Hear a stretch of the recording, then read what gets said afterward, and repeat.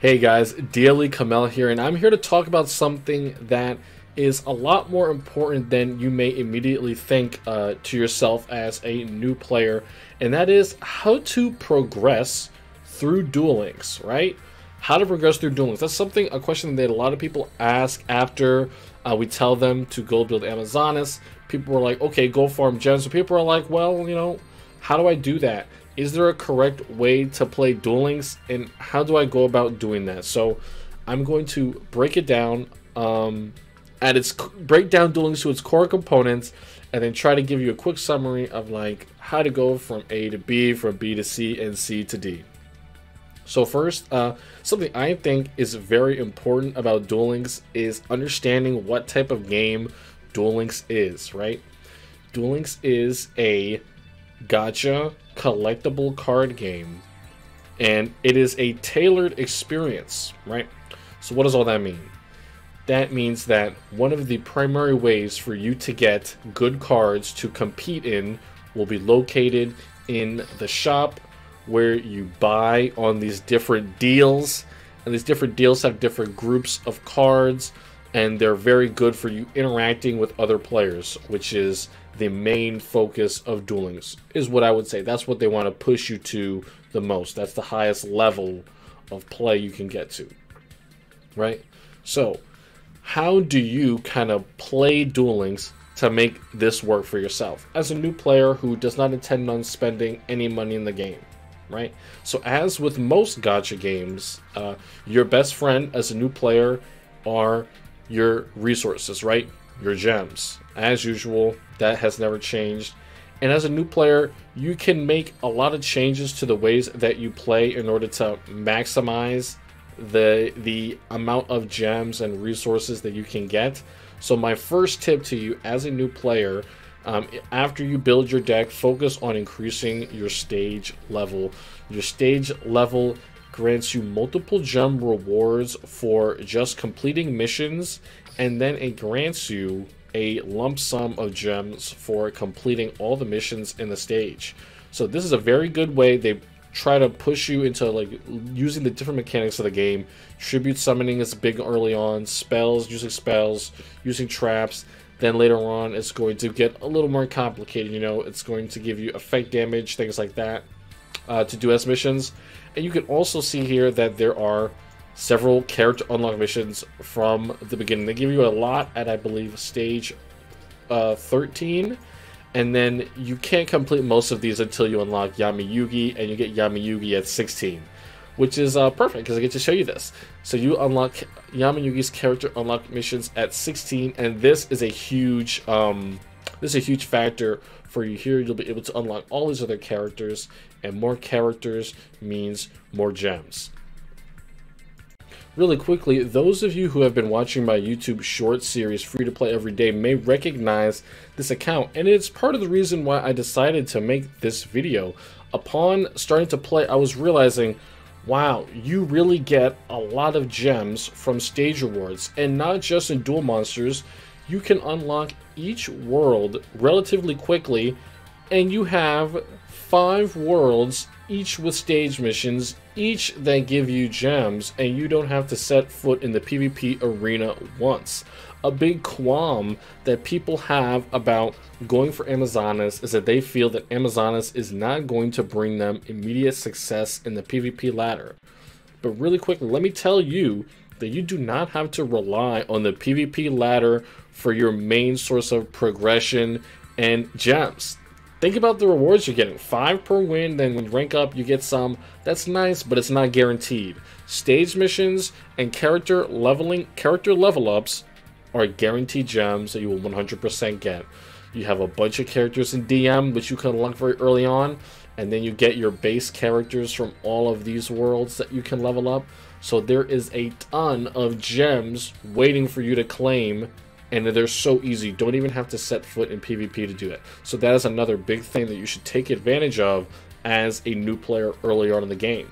A lot of those cards that we tell you to chase, the staples, it'll become a lot easier if you hit up these sources for gems and put those gems right into getting your staples. Alright, so here we are on my DLE Kamel main account. So I'm here to talk to you about the mid-game of Duel Links, and it's better for me to show you this when I have some of these things unlocked. The mid-game of Duel Links is really centered around you doing everything that you did before, but now doing it super efficiently. The mid-game is focused on you completing and achieving any goals, personal goals that you have for yourself in either PvP or PvE, whether it's getting cards, getting to a certain rank, unlocking a certain amount of characters, getting certain characters to max so you can claim the gem rewards, whatever it is. So here's a couple things that I think you should focus when you are seeing yourself progress into the mid game of Duel Links. And what I would say is, at this point, you have your staples. You have a deck that you can rely on in PvP. You're not always looking to get something new because you don't have like a reliable, effective deck. So you're kind of just sitting on what you have and you're just looking to get more of everything. So the first thing I would do is go up here to the top left and go to the Duel Orbs. Duel Orbs are extremely important whenever there is a new character that comes out, or a new event or a new roaming event with an extremely good card, and you need to be able to challenge standard duelists a lot in order to make the roaming duelists reappear. You cannot do that if you do not have many orbs. Really quickly, you can see here I have over 1,500 orbs. I had 1,700, but I had to max out Kite. If we just look right here on my free-to-play account, I can click here and you can see I have 40 orbs. So yeah, you're gonna have to be farming events, leveling up stages, but I believe farming events is the best way to get dual orbs. So definitely take that into account. Another thing that I would do is to get 7 extra deck slots. At the start you only have 5, and to complete each of these things you need to get your 6th and 7th slot, you need 100 synchro summons and 100 Xyz summons. PDS did some very good videos on that. I'll leave the links to them at the end of the video and as well in the description. So if you don't have your 6th or 7th extra deck slots, you can go and get those. I notice a lot of new players do not have their 6th and 7th extra deck slots. The next thing I think you're really going to want to do is max out your standard duelists. You can see up here, towards the top where I click on the dual orb, I have 9 standard duelists. So you're probably wondering, how do I get 9 standard duelists? Well, your standard duelists are, well, I have 10, excuse me. Your standard duelists are directly tied to your duel world, your Duel Monsters World stage level, I believe. So once you have 50, once you're stage level 50, your standard duelists will max out and you will have 10. So that's what you have to reach. So of course, there are a lot of stage missions, and that is why I say any deck that you are not using for PvP, do not take it so seriously, because you are going to have to make a ton of decks to get through all of those stage missions. You're not going to be able to make one deck and get them all done. You're going to have to make different decks, look for cards that fit the conditions that you need, and make a whole bunch of crazy different decks to grind those stage missions. Now, what's a good way for you to target those crazy, kooky, crazy cards that you need? Make a farm deck. That's right, making a farm deck is an extremely important part of Duel Links. Why? Because Duel Links is a game where you are at a disadvantage if you are not playing the game optimally. You're going to be getting cards slower than other people. If you feel like there's a deck that you want to play, but you don't have the gems for it, why are you not grinding officially? You're not going to be able to get the deck in the time that you want to play it. So I have kind of a free-to-play farm deck. Everything here you can get free. I checked, don't worry. Thunder Dragon. How do you get it? Card Trader. So the point of this deck, let me explain it really quick. Elements Unite. What does the skill do? Elements Unite. You will start the duel at 500 life at your starting hand, and yeah, you will get these guys, Sangha, Kazijin, and Suijin, to your hand, but you will start with 500 life points, and then you will start with only one card in your hand, which is Gate Guardian. You'll be able to summon Gate Guardian. He is 3750, of course. So why do you want to summon Gate Guardian? Well, you want to summon Gate Guardian, and then you want to use these cards. All of these cards in your deck revolve around you thinning your deck so that you can get Gravekeeper's Vassal out on the field with 2 Union attacks that will boost the Gravekeeper Vassal's attack in the battle phase. And then you also have to use Secret Paths to the Treasures to allow your Gravekeeper Vassal to attack directly. So, let's get into each card. Thunder Dragon, you get it from the card trader, and you use this just to, once you draw it, you get the other 2 out of your deck, you thin your deck. Wing Karibo, it just helps you survive, but it works in tandem with another card, and you get Wing Karibo from Jaden and Jaden Yubelle, so you will have plenty of ways to get this. The Flute of Summoning Karibo works well with the Wing Karibo. You can add a Wing Karibo from your deck to your hand. Very easy. Or special summon one straight to the field. So thins the deck, helps a lot. And you get this from Duel Rewards with Jade and Yuki or Train Your Karibo ticket. You can get it there. Next, we have Anti-Magic Arrows. You can get this by farming Arcana or training Karibo.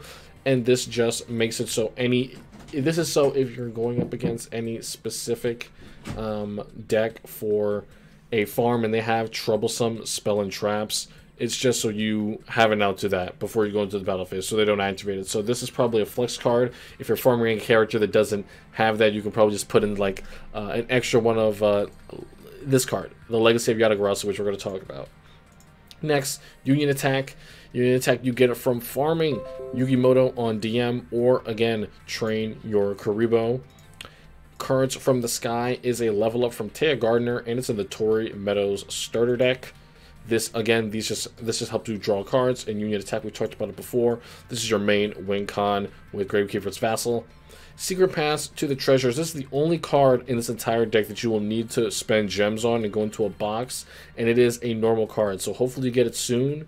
But yeah, this is an extremely effective card for farming, and most farm decks that are not something like the Yubelle deck will be running this card. Also have the Legacy of Yatagarasu. This is a card from Ranked Duels, so you will have to play some Ranked Duels, get an SR Ranked Duels ticket. I do believe this should be available from tickets such as the 4th Anniversary SR tickets as well. Alright, so there is your Elements Unite farm deck, in case anyone wanted that. But then, of course, I have my favorite, I'll just show you really quickly, is the Yubelle farm deck. And of course, mine is all blinged out, guys, so don't get too intimidated. I'm just going to run through some things of this deck pretty quickly. We actually have a video on the Yubelle farm deck already, so I won't go in depth into this. But essentially, you want to have Yubelle the Ultimate Nightmare and Montage Dragon and Evil Exile of the Wicked and Xian's Spy. Here, you want to give control of your Montage Dragon to your opponent with Xian's Spy. And then you want to use Exile of the Wicked to destroy your Terra Incarnate to get a face-up Yubelle the Ultimate Nightmare, and you swing into the Montage Dragon that you just gave your opponent.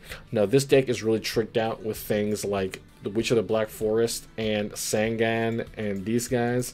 But if you want to play a more cost-efficient version of this deck that doesn't require all of these URs, you can use Union Attack and Vassal like we did in the previous deck. But this time, you want to just make a couple switches. You want to be using Fire Kings. You want to be using Fire King Island. Fire King Yaksha is already in this deck, so you want to be using Fire King Island as well as Planet Pathfinder. This will help you search the field spell. You can keep wiping your opponent's board over and over again, and you can save your big Montage Dragon for the final turn when you do your Vassal, Union Attack, all that stuff. You can save that for then and just keep wiping your opponent's board. That's kind of the cheaper strategy. Right, so those are what I believe to be the important things. Now, for the end game of Duel Links, the end game, to be honest, is what you make of it, right? What do you want to do in Duel Links? What path do you want to follow? Do you want to become a tournament player? Do you just want to get key in games every month? Do you want to build crazy decks? To be honest, I think in the end game, you are still going to need a lot of gems for whatever you need, for whatever you plan to do. So it is going to be extremely important that you follow these steps through your account. If you start In the beginning, it is a lot simpler. You have to do a lot less work. When you get to the mid and late game, you'll have a surplus of gems. You'll have a bigger card pool, so when new things come to the game, you're prepared. When a new archetype comes to the game, you'll have the supporting cards in your deck that you need already. You'll be able to level up characters right away if new ones come out with decent cards that you want to put in your deck. And that's what Duel Links is, being ready for the new things to come out so that you can enjoy them right away.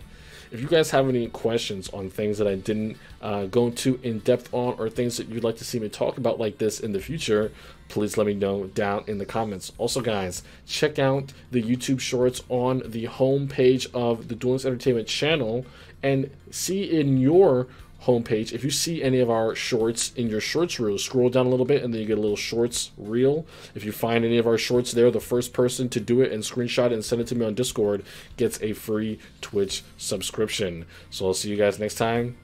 Peace out.